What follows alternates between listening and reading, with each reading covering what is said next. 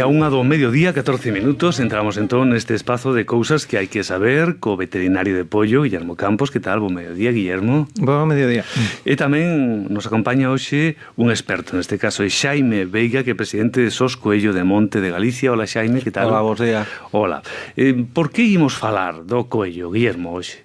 Pois porque o coello ten unha doble faceta. Quero decir que o coello tanto disfrutamos como doble ou triple, porque tanto disfrutamos como animal de produción, como animal de compañía, como tamén ten a faceta de animal cinexético. E agora, pois, como estamos na temporada cinexética, pois nos acordámonos do coello. E Xaime é un gran coñecedor, iba a decir da especie, pero non é tanto da especie, porque imos ter que falar de dúas especies. Dúas especies, ou subespecies, non? Dúas subespecies, sí, efectivamente. Sí, exactamente.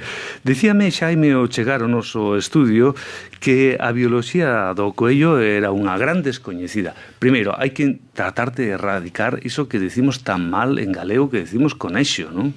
Hai que dicir coello, non? Coello, sí. Non existe ese conexo porque é unha derivada do castelán, non? Unha traducción mal feita. Sí. Aunque hai variacións polas zonas, conoce xente que di coenllo. Bueno, non sei se coenllo é unha forma, unha derivada. O término científico é Ornitholagus cuniculus. Entonces, o sea, coello en latín. Falemos entón desa bioloxía descoñecida do coello, como é? Sí, bueno, un dos aspectos que moi pouca xente sabe é que é o único animal, por exemplo, que se domesticou en Europa, ou que os dentes lle crecen todos os días, que transpira polas orellas, de feito, as poblacións de coello, a medida que subimos na Península Ibérica, tenden a ter un maior tamaño, cumplindo a lei de Bergan, que ven a decir que para adaptarse ao medio ambiente máis adverso a ter un maior tamaño.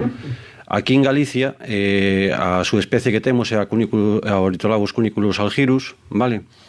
Das dúas subespecies, a que se domesticou non é a que temos aquí, é a Ornitholagus cuniculus, vale? Cando foron as glaciacións no Cuaternario superior, as dúas poblacións quedaron separadas, e para resolver o mesmo problema fixeronlo de maneira distinta, non exactamente igual, co cal a hora de xestionalos temos que xestionalos como dúas poblacións independentes. Quedou unha población a zona de Cataluña e outra máis ou menos a zona do Algarve portugués, e a medida que a glaciación foi desaparecendo, foron evolucionando ao centro da península. Que ocorre? O sea, se xuntaron as dúas, non? Sí, non está claro que hibriden, porque parece ser que hibridan mal xenéticamente falando, pero sí que é certo que convivían. Sí, conviven, hai zonas en conviven, pero a nivel salvaxe non é normal ver, o sea, científicamente non está demostrado que cheguen a hibridar de forma efectiva. A doméstica deriva toda da que veu da zona de Tarragona ou Cataluña hacia abaixo, hacia o centro, e aquí a que temos é a outra subespecie. De feito, xenéticamente falando, Galicia é máis próxima ao norte de Portugal que todo o resto da Península Ibérica. Todas as razas de conexos que hai no mundo derivan da Península Ibérica. De feito, o nome de España, vamos, cando os fenicios descubriron a Península Ibérica, quedaron sorprendidos pola gran cantidade deste animal que había, e chamaron a Isefanín, que significa terra de Damáns. O Damán é unha ardilla do desierto que é moi similar ao coello, vale? Daí, no término latino, derivou en Hispania e posteriormente chegou a España, vale? É outra curiosidade que a xente non sabe. Ou, por exemplo, o tema que falábamos antes da cecotrofia, non? Que fai como unha doble digestión, eso pode explicar o mellor Guillermo, sobre todo para mascotas. Eso é moi curioso, dixéronme os dous que defecaban e unha defecación a volvían a comer para defecala outra vez.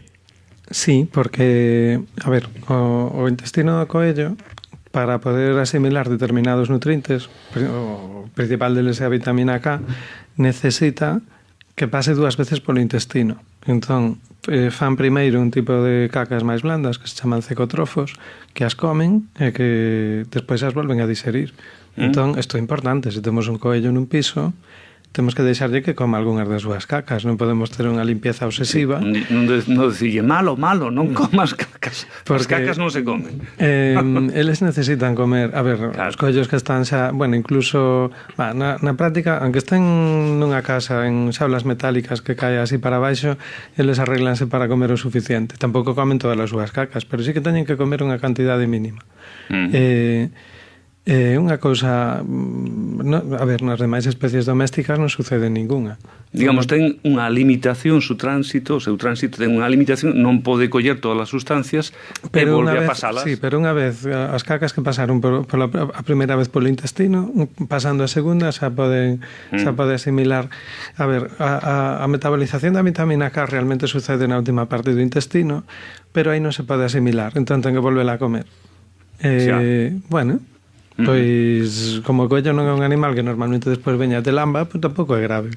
Bueno, por certo, Xaime, temos suficientes coellos nos nosos montes? Pódense cazar con normalidade ou hai que limitar a caza? Bueno, eso vai por zonas. O impacto das enfermedades non é igual en todas as zonas, incluso dentro do mesmo terreno cinegético podemos ter distintas situacións. O que sí é certo que según a situación que nos enfrentemos cada ano tenemos que ir adaptándonos ao que temos, non? E facer un aproveitamento sostible. De feito, a Lei de Caza de Galicia se opón que están sometidos a un plan de aproveitamento cinexético aprobado cunha limitación de capturas anual. Que ocorre? A situación pode variar en moi pouco tempo. Unha pandemia de neumonía hemorrágica vírica pode che dar ao traste con todo o traballo dun ano, non? Entonces, aí sí que no último momento hai que tomar decisións xa aos últimos días para poder adaptarnos á situación real que temos no terreno cinexético. E como andamos de enfermidades?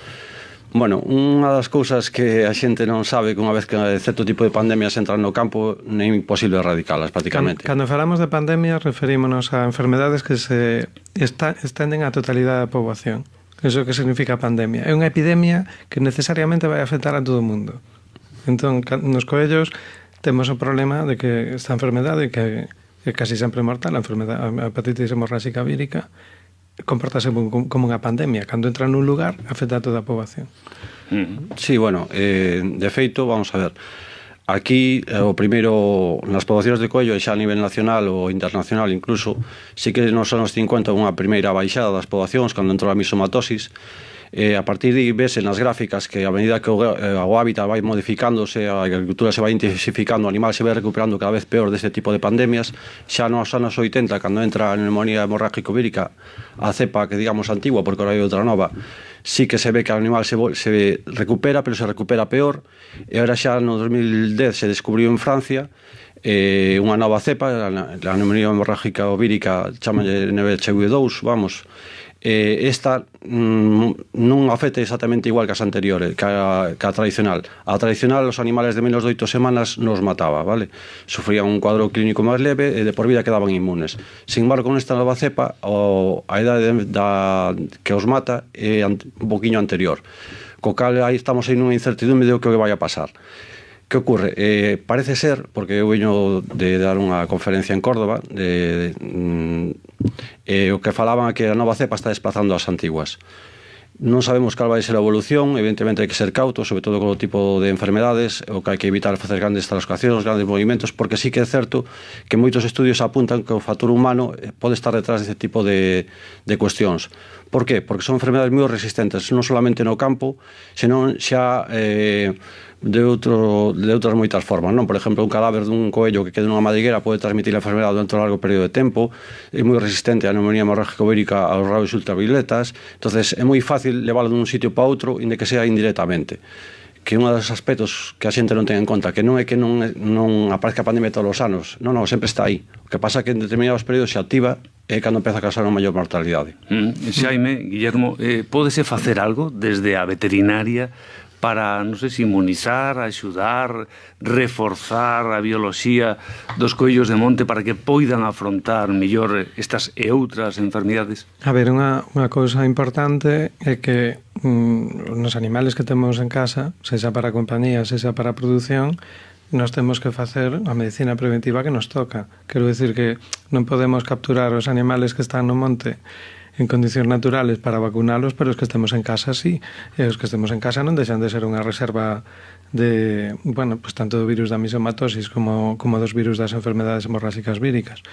E a partir de aí, o que comentaba Xaime, quero dicir que unha poboación que se mantén, digamos que estabilizada nunha zona, nun entorno biolóxico estable, as enfermedades e os seus, digamos, enfermos suelen ter unha evolución conxunta e digamos que as enfermedades non extinguen as